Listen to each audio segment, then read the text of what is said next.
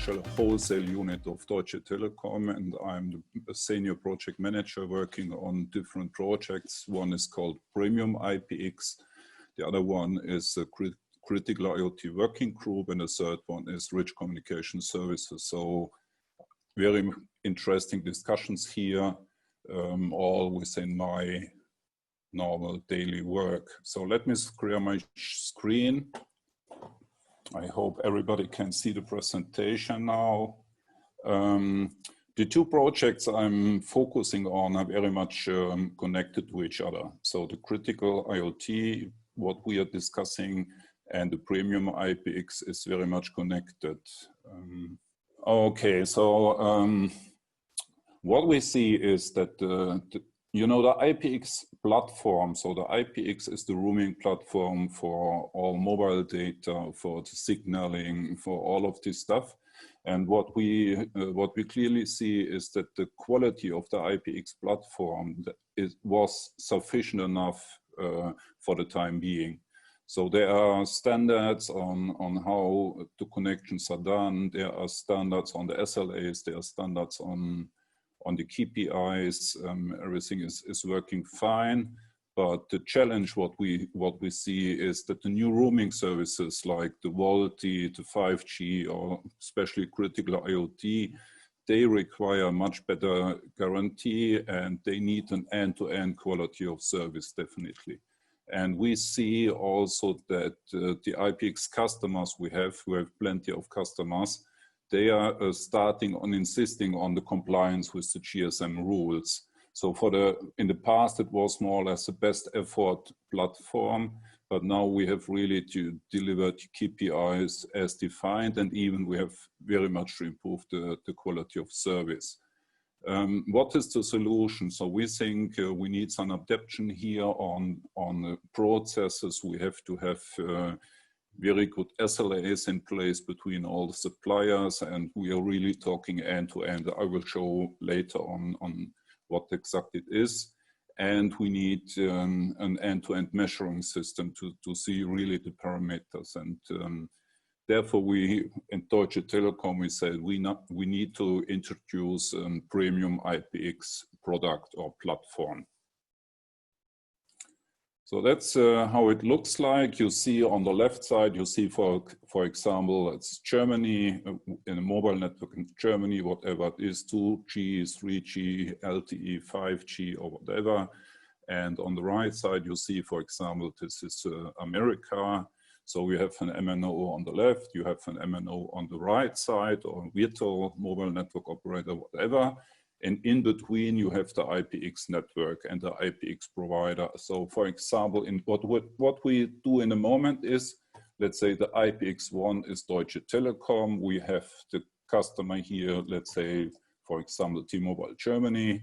Of course, we see the end-to-end from here, from the mobile network in Germany until the end of the IPX platform, because that's all us. We have the full control. We have measurement systems in place. So we have a clear picture on that. We can control that. We can guarantee the parameters here, the SLAs.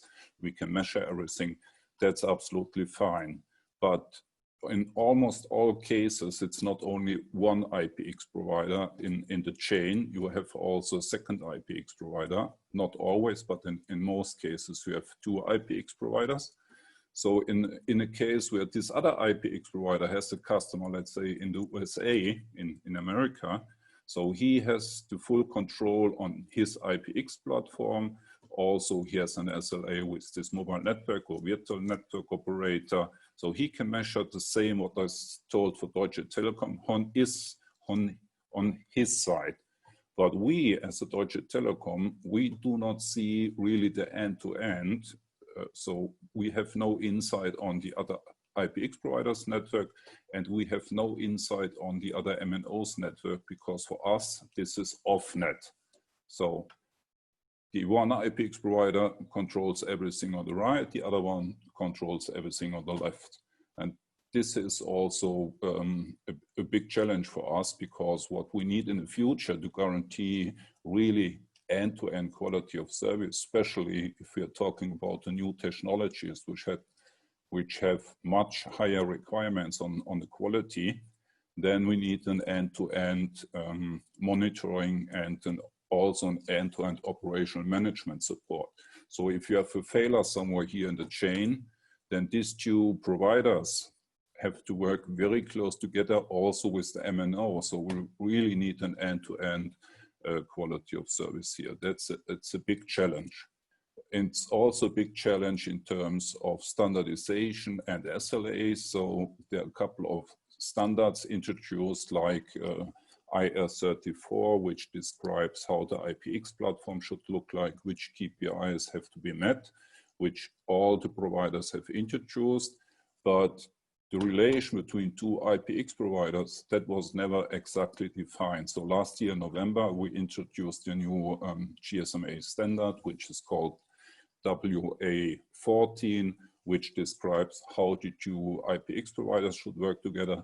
But a lot of details are missing there about how the SLA should look like and how the KPIs should look like. So we're working on the standardization together with the GSMA. We are proposing new processes here, and we are proposing new SLA templates here. And then the target is to have then, by the end of this year or maybe next year, we would like to have the SLAs in place for the whole chain, meaning from a mobile network operator to a mobile network operator. That's a big work to be done. Within this project, we also realized that one big driver is critical IoT. So this is the new technology which really challenging us. You see, we say that's our definition of critical IoT. Of course, we can discuss it, but we say everything what has ultra reliability, low latency, high availability, and higher data volumes, like the healthcare, telemetry, autonomous driving, some industrial applications, control applications, remote surgery and stuff like that. That's what we call critical IoT. And on the left side, everything is what smart city, logistics, tracking, fleet management, smart parking, smart metering, all this stuff like this, which is low cost, low energy, small data volumes, massive numbers. So there we see no big issues for quality of service. So that is what we call mass IoT. And I would like to concentrate on the critical IoT today. So what we think here is that we have definitely a sweet spot for collaboration, and we are thinking on a foundation of a premier operator alliance. We think for critical IoT or multi-country IoT, there is definitely a demand and an urgency to work together. We also think there's a willingness to pay for this better quality of service, and we will have also competitive advantage if we work together and if we introduce an end-to-end quality of service. I will come to these points later on what does it mean in detail. The target picture is absolutely clear, going from a best effort connectivity to really a managed connectivity end-to-end with better service quality, reliable traffic transportation, secure data management, really have a state-of-the-art technology and collaboration here. That includes the cloud platform. We need a global infrastructure. We need access networks everywhere and the things to be connected. In Atlanta on the ITW back in June 2019, there was a call for action agreed among a lot of companies, and we agreed on building a framework to support critical IoT traffic. There was a work group defined, a project started with a lot of companies joining this activity, and the project scope is 4 different work packages. One is the GSM framework. What I mentioned already, we need definition of the KPIs, of the processes, of the SLAs. We have one team which is working on an IoT system architecture. We have one team which is working on the commercial settlement questions, and there is another work package on the device framework. I will go to more details. So here the four working teams. The GLF is the Global Leadership Forum. A lot of telco companies are in the GLF. I will show later on some of the companies which are working on this IoT topic. So we are working here together. That was started last year in September. So now it's running for around about 1 year. We have regular meetings, a lot of meetings. Actually, we are meeting bi-weekly.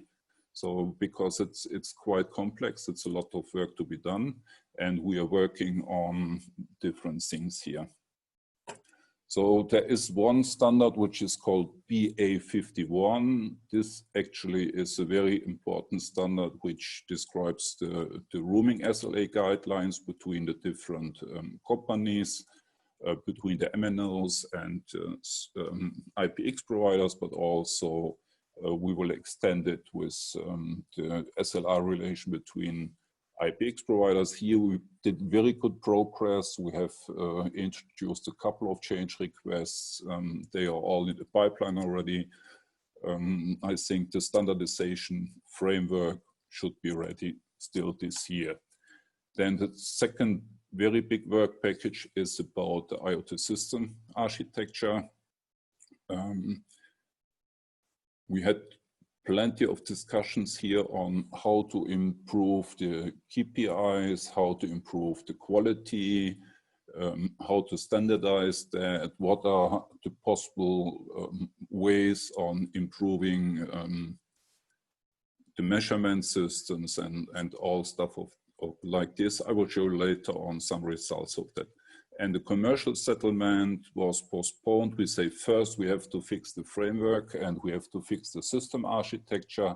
If all this stuff is agreed, then we can talk about commercial settlement questions on how to charge it. Is there any charging between IPX providers? Because until now, if we do peering with other IPX providers, this is normally free of charge.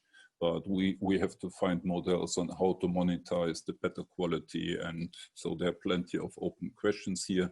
We just kicked off this commercial settlement activity last week. So this is quite fresh and ongoing. That will last until, I don't know, maybe summer next year.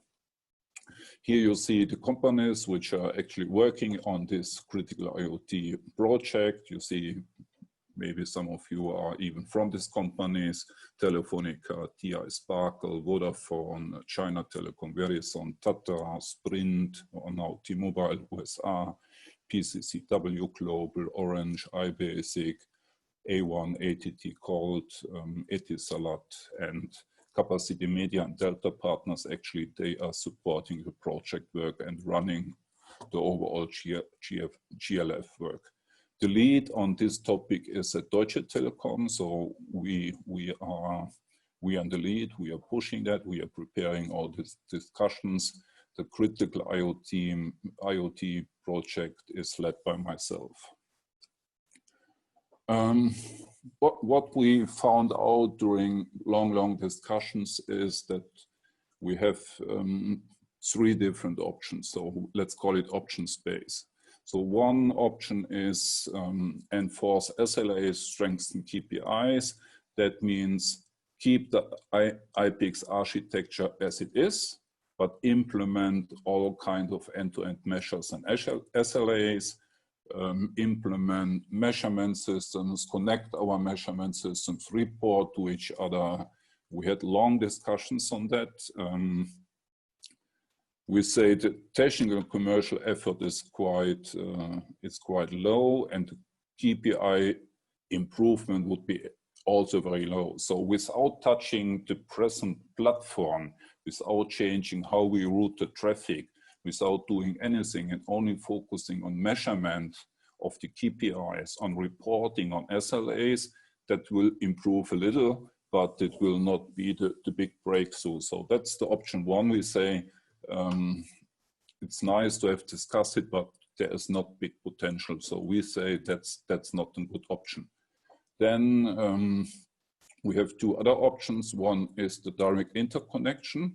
So for the time being, most IPX providers are connected to each other in some public peering points. I will have a slide later on where you'll see where we have these connections, but let's say one in the US, one in Europe, and one in Asia. So our networks are connected there. We can route the traffic there, but it's only some connections, and therefore often you have very long traveling time for the data, so that we call it latency or round-trip delay. So that will, what we agreed on, that this would really have a big impact if we do more direct interconnection. So we do more peering in more locations, let's say not only once in Europe, but several locations in Europe and several locations in the US, several locations in Asia or in Africa. So what we did actually, we draw a map of the world, and we were checking where we are connected now, and if we connect in more locations, on how much that could influence the speed of the connections. So we think this has a very high impact on the quality improvement. Therefore, it's here on high impact. The technical commercial effort is quite low, so to establish a new peering is not a big deal. Of course, it's work and it's some cost, but it's not really a big deal. And the other option, which makes really a high impact on the KPI improvement, is we call it local breakout. So that means normally all the traffic is always routed back to the source country. So for example, I'm sitting in Hungary, so I'm working in Europe. So if we have a roaming partner in the US, then all the traffic, all the data is always routed back to Europe. So it's traveling all the way from the US back to Europe. So if we do local breakout and we keep the traffic local, don't route it back to Europe, that will make really a big influence on the quality and would improve all the KPIs. So what we say here is we have three options how to improve, and we voted in the team that we should do a mixture of them. So definitely we agreed to do more peering, do more direct interconnection, and focusing on that first, because we say that can be done quickly, it can be done on relatively low cost. And then if this is done, we can also focus on local breakouts. And of course, if this is done, then we can enforce the SLAs and discuss on how to measure that end to end. Therefore, we introduced the code of conduct. We agreed within these members of the working group to do a direct interconnection in all regions to improve latency, round-trip delay, and all this stuff. The regions, of course, has to be selected and agreed. So some of us are already connected in some areas, others not. So we need bilateral discussion with each and every of these IPX providers on where we can do additional peering. So this is ongoing. We will then have a kind of a peering matrix. Peering matrix means a map of the world where we see all these peering points and who is connected to whom, and then we can find a very smart routing of the traffic for the different use cases. I will show some real use cases later on. And what is also very important is that we have to share relevant data of the peering points to improve forecast planning and identify problems. You remember the second slide where I showed you that we see only our part of the slice, the other sees the other part of the slice. So we have to find ways on how to share data and also on how to put the process together. So who is repairing what part, how to work together, how to report to each other, how to speed the whole management of the network up. So that's what we agreed on. So this is this is agreed, and we are now in the phase of implementation these ideas. Why we should deal with it now? There are new networks and services launched right now, like the Narrowband IoT, LTE-M, and so on and so forth. It's becoming more and more important, so we have more and more use cases, a lot of automotive use cases, but also tracking and healthcare use cases. So we are not talking about something which will come in the future in a couple of years. We have already a lot of use cases, and that's not only true for Deutsche Telekom. We know from our discussions that everybody has use cases like that already on the table, and especially the automotive is quite strong here. Most of these use cases are really asking for ultra-reliable services, and they are asking for guaranteed service level agreements. So not like in the past, there were the standards, everybody say, yeah, we fulfill the GSMA standards, but these new use cases, they are asking for much better quality and guaranteed quality of service. What is also interesting is sometimes with these use cases, we have some legal restriction. Not all data can be routed. The S8HR, this is the roaming standard, what is in place. That means that's the home routing standard. But for some use cases, we met restrictions in the country, legal restrictions in different countries. So by law, it's sometimes not allowed to roam all traffic or all information to another country. So we have to solve these questions as well. So in a nutshell, we can say the home routing as it is today, that will not work for many of the new technologies. What are the requirements? Which are the KPIs we have to deal with critical IoT? The IR34, which is a GSMN standard for IPX, is dealing with availability, packet loss, jitter, and round-trip delay. We think most of this, we have no big issues like jitter and packet loss. Definitely what is an issue is availability. So for this, let's say, surgery or stuff like this, or autonomous driving cars, of course, you need a very, very high availability. So that cannot work that the platform is down for hours during a surgery or stuff like this. So definitely we need here an adjustment of the standards. And therefore, what we think also, we need an incident priority group, P1 critical, that's already in place. So that's one of the standard incident priority groups which is defined. The max time for restoration for this group per standard is 4 hours, but for some of the critical IoT cases, we think we have to introduce a new incident priority group as well. So maybe we need to install something which is called PO critical IoT group or whatever. We have to discuss what are the repair times, what, for example, 2 hours, 1 hour, whatever. So these discussions are ongoing.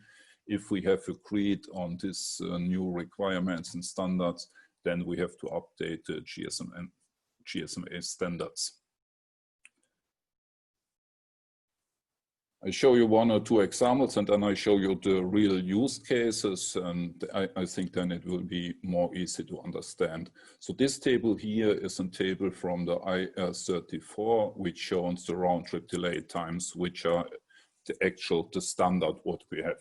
So if you look here, for example, you have, let's say, a connection from West Europe to East Asia, then the standard says it should have maximum 340 millisecond. So that's the way, that's the maximum time. And or another example, if you go from, let's say, from Europe to the West Coast in US, then the maximum time is 200 milliseconds. So let's take this as an example. What we did actually in the working group is beginning of this year for 2 months, we took a lot of measurements. So that's the standard, and here the real measure times what is per today. So we took some measurements in the morning, at noon, in the evening, day by day, and this is something like an average time what we measured. Then you see, for example, let's say Amsterdam, which is one big peering location, to Los Angeles is 135 milliseconds. So that's the best we could measure. And it's absolutely logical because the data travels in the speed of the light. If you look the distance from Los Angeles to Amsterdam, you have several thousand kilometers. Then you have some repeaters, some routers in between. Every router adds 10 to 20 milliseconds and stuff like this. And then you get times like 135 or 200 milliseconds. Remember these figures. So here are 2 actual use cases. So that's the real one. I will not tell you which company it is, but it's a real use case from Deutsche Telekom. One use case, the first on the left, is a telemetry data use case for a German car manufacturer. So the cars, US-based cars, have European SIM cards. So they're in a permanent roaming environment. Actually, most of the car factories are doing that. So they add one SIM card from their home base to all of the cars, and most of the cars are driving. Data is on a roaming environment. And they are constantly exchanging data with the backend in the US factory. Data traffic routed via local breakout. So the requirement here from this car manufacturer was they would like to have ensured a maximum round-trip delay time of 120 milliseconds. We have even use cases where they asked for 50 milliseconds. So if you see here on the example, I put the map here. So the car, let's say, is in San Francisco. If you would route the traffic back to Europe, remember the table I showed you, the travel time from New York to Amsterdam is already 130 milliseconds. Then inside the US, you see here, this is a real measured time. So this is not any, this is real time. So what we did, we took the car all over the US and we did measurements on what is the travel time. So you see here, only from San Francisco, if you route the traffic over New York to the factory, that would be already 132 milliseconds. I told you if I route it to Europe, that would be above 200 milliseconds, because inside US it's 130 plus the 130 to Amsterdam, you will have 260, and the requirement is 120.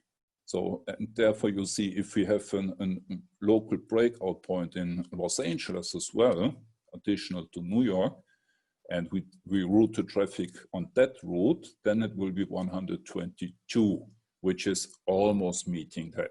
So that's the learning out of this exercise. So we did it. So these routers are actually there and we route the traffic like this, but still this 122, this is for some applications like autonomous driving, that can be even not good enough. So if you have a use case with 50 milliseconds, you definitely have to do something. Or if you have a car in Buffalo and you would have only one connection or one router in Los Angeles, so the traffic will go via Los Angeles, you see it's 172, so you miss the requirements already. But if you route this traffic to New York, it would be 80 milliseconds. So what I'm showing here is two things. To fulfill these requirements, you can forget home routing. It will not work to route the traffic via Europe. If you have a European car manufacturer or customer, let's call it customer, and even inside the US, it will not be enough to have only one local breakout or regional breakout. You need more than one. So what the result of our work is, what we think is that we should work together with the other IPX providers. We should have more peering points. So we should have not only one peering in US or one peering in Europe. We should have 2, 3, or 4 peering points in US, covering the whole country.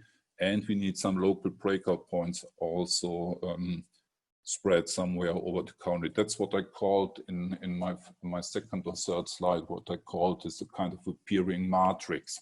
So you have to plan where to connect, where to have this local breakout, and then you have to find smart routing tables. So you need to know if the car is here in Los Angeles or wherever. So what is the shortest way to route the traffic? So you need the kind of flexible routing for this kind of data. So that's a typical use case. We have many use cases like that, not only for America, also in Asia, or it will also come definitely in Africa. And most of the IPX providers in which we are discussing with, they have very similar use cases. That's how it looks. That's how the routing is normally done. Here are the big public peering points where almost all service providers are connected. There is a big one in Hong Kong. There is a big public peering in Amsterdam, one in Ashburn, and another one I cannot see here is, I see the video here on. So normally the traffic is routed, let's say in this example from Asia, it's routed back to Europe. So even here, IPX provider 1 and IPX provider 2, and then it travels back to Europe, so to Asia. So that's how it runs by today.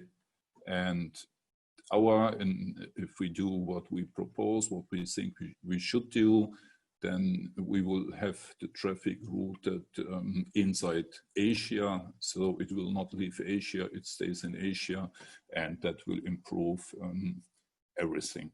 So if you improve the runtime, the round trip delay or the latency, that will automatically improve also the packet loss. It will improve jitter and all the other KPIs, because if the time is shorter, you have less packet loss as well.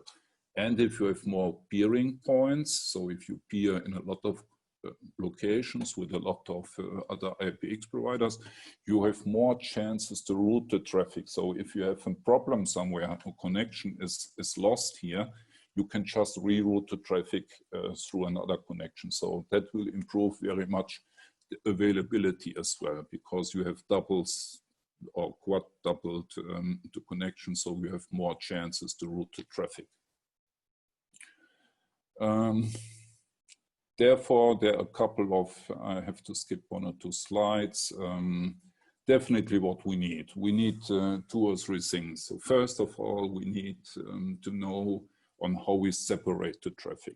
So therefore, we prepared a liaison paper, which was sent to the different working groups in GSMA. And we put 2 questions on the table. One, we asked them, are you able to separate the IoT traffic?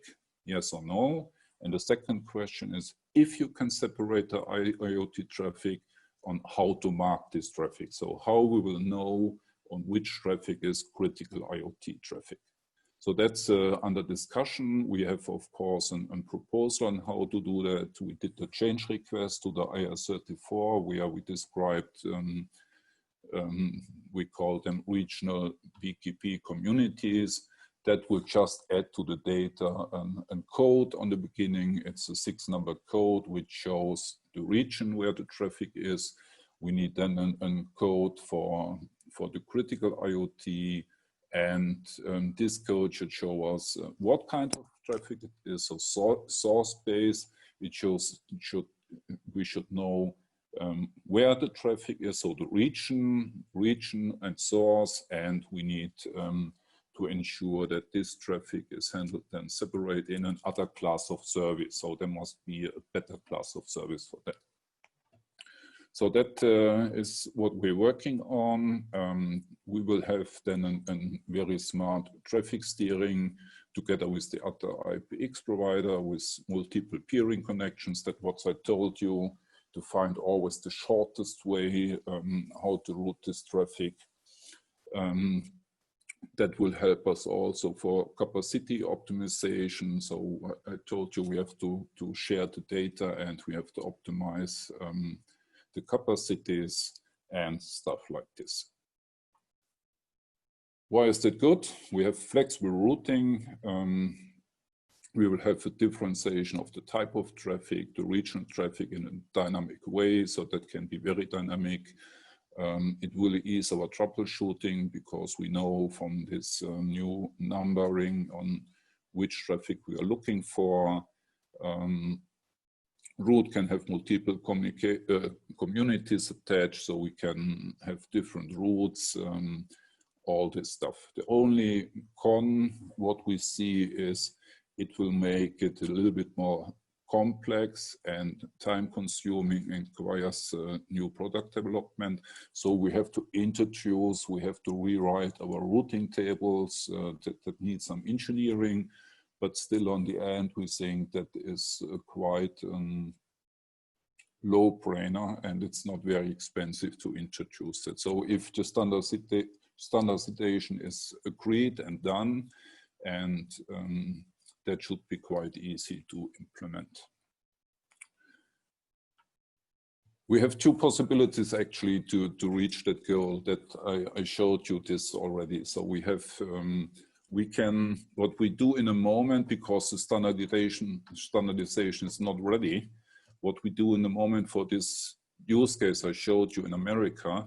So what we do in a moment is that we installed a packet gateway in the US or two, and there we made the local breakout for one customer. So we have, this is already established, it's up and running, and we have the green line you see here, that's the normal traffic, which is not critical, time critical. We still can route to Europe. So there is this automotive company has a central IoT firmware upgrade, server park here. We home route the traffic, and for example, if you would like to do an update on the car, you just can send the traffic from Europe to the US, and it will make an upgrade on the car, because that's not time critical. For the other traffic, which is time critical, like automotive driving or whatever stuff, we installed this packet gateway here. We call it local breakout, and we then route this traffic separate. We separate the traffic here, route it over Ashbourne, and there we have telemetry servers and a lot of functions installed for this company. So that's an option which everybody is already doing. So every IPX provider is serving these use cases already. What is the issue here? The issue is that we need a lot of this solution. So if everybody is doing that by its own, for each and every customer, or which each and every mobile network operator, then we'll have these regional breakouts all over the world. We will have hundreds and thousands of them. And that's really costly to put these servers everywhere, to put these packet gateways everywhere. It's time consuming, costly. It costs you several €100,000, and it takes sometimes 1 year to install such a solution. If we follow our approach now, then we can reduce the effort tremendously, because instead of doing that at every customer side or every mobile network operator side, we can do that on the IPX provider side. So we have these peering points anyhow, and we will have more peering sites. And if we install these packet gateways there and do the, let's call them IPX hub breakout, it's almost the same like the local breakout. It's only that not at the MNO we are doing that, or at the customer side. We can do that at our sites, at the peering sites. Then we need much less of these breakouts. we can agree with the other IPX providers that not everybody makes it by its own, but we can make it together. So we can use the breakout from Orange. Orange can use the breakout from Deutsche Telekom, and so on and so forth. That's what we are discussing, and we would like to introduce something like that. So that means much less time to introduce it and much less cost to introduce, because we need it only on more or less on the peering locations what we have, which are not so many. So if we introduce it there, then that should be sufficient. Of course, we need from there, we need the connection to the servers of the customers. But if we have, let's say, 4 of these peering and breakout connections spread over America, then it should be not such a long distance to connect the customer on this. So that's the idea here. That's what we are working on. Olaf, we have just a couple of minutes left before our slot ends. So yeah, I have only 1 slide left. So perfect. We should be fine. I have had a couple of questions, but I think if we run out of time, we can take those questions at the end of the next IoT session. So I'll let you go on to your final slide. Yeah, the final slide shows only the same what I told already. So these are the options here to have local breakouts, which are mentioned. These are the local breakouts for each and every customer at each and every MNO. So that's what we have installed already for some customers, and not only we, also other IPX providers. Has a high impact, but has also a very high technical commercial effort. And versus default as it is today, home routing of IoT data traffic. This has no KPI improvement, has also no commercial effort, but that will not solve any of our challenges. So that is not an option. Oh, sorry. And here is what we are proposing to put this IPX hub breakouts into place. This is has a very high impact on the KPI improvement, maybe a little bit less than the local breakout, because if you have a local breakout direct at each and every customer, that has the highest impact on the KPIs. But it's the cost is tremendous, and the effort to install something like this. So that's where we are coming from. So that's our proposal. That's what we are working on, and that will be up and running next year. So that's the story I would like to tell.